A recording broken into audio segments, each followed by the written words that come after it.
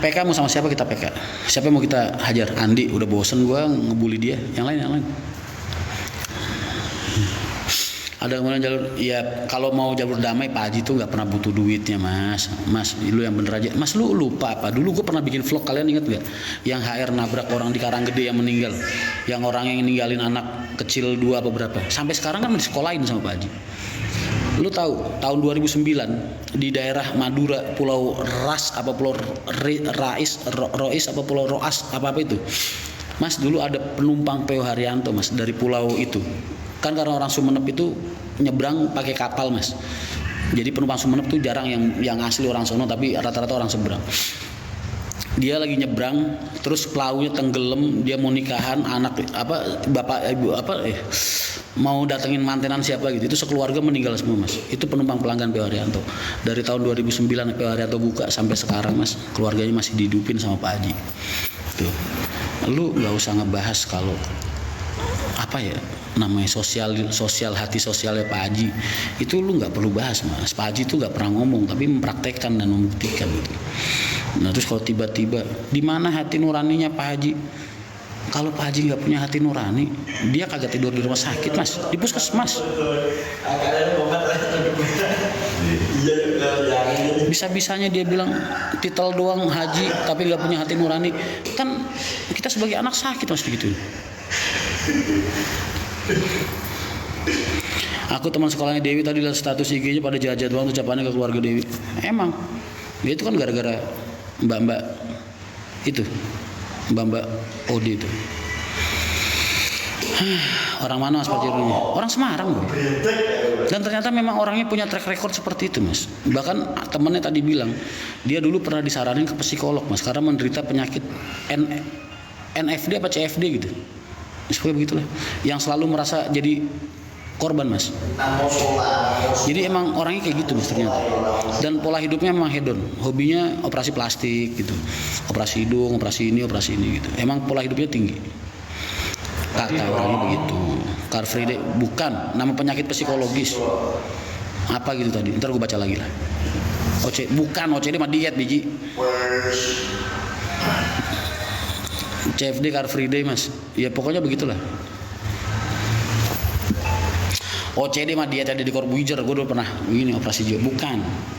Jadi dia tuh emang dari dulu sering nuntut orang, sering meres orang masalah duit, katanya begitu, katanya ya. Kau nggak tahu. NPD mas nama penyakitnya. Nah mungkin itu. Pokoknya begitulah. Ada DD-nya belakangnya. Selalu ngerasa jadi korban mas dan selalu berlebih-lebihan. Apa itu bahasanya? Ya pokoknya begitulah. TBC, NHD, HBD, DPRD.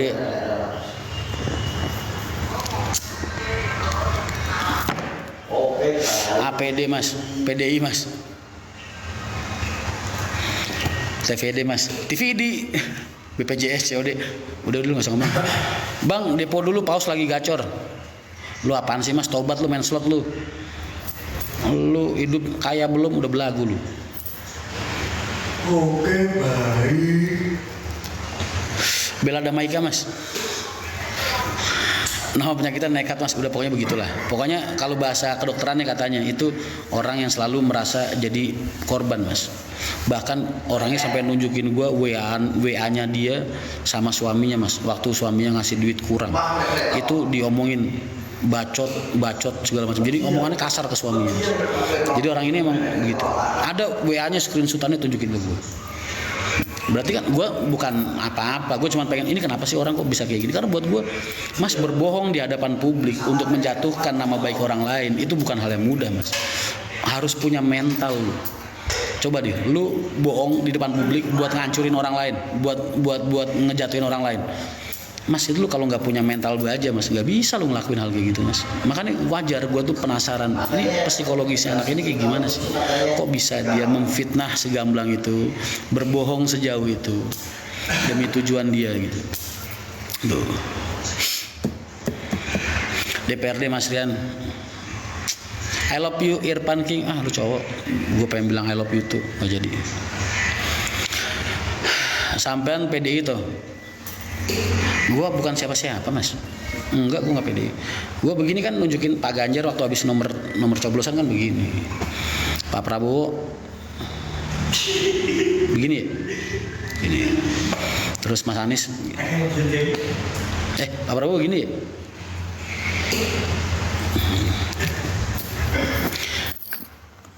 Oh ini, nah bener-bener nih, Kalista Arlin. Nah iya bener-bener itu tadi dia nyebutin itu. Narcissistic personality disorder. Nah, begitu. Itu dia. Itu penyakit psikologisnya dia. Sampai temennya nyuruh dia ke psikolog. Iya bener itu deh. Iya betul. Betul. Iya bener itu. Itu yang gue tadi baca orang. Bahkan nunjukin WA chattingan dia sama mantan suaminya apa sama suaminya gitu. Waktu suaminya tuh kurang ngirim duit, kurang 4 juta apa berapa dikirim tapi kurang apa gimana gitu. Wah, dibacot-bacotin segala macam. Kasar. Cincin boleh juga mas, di solder mas. Setahu lo. Kerja apa? Itu bukan suaminya ternyata, itu pacarnya. Terus udah gitu, kalau suaminya katanya ini kita jadi pergibahan, kita nggak nyebutin nama tapi ya nggak nyebutin nama jadi aman lah gitu ya. Terus kata dia suaminya itu kalau bawa duit kurang pulang itu dia langsung nelpon pacarnya mas, mantan pacarnya dia ditelepon di depan suami. Buat minta duit ke mantan pacarnya di depan suaminya, bayangin. Katanya begitu mas. Ada buktinya semua nih katanya. Katanya begitu.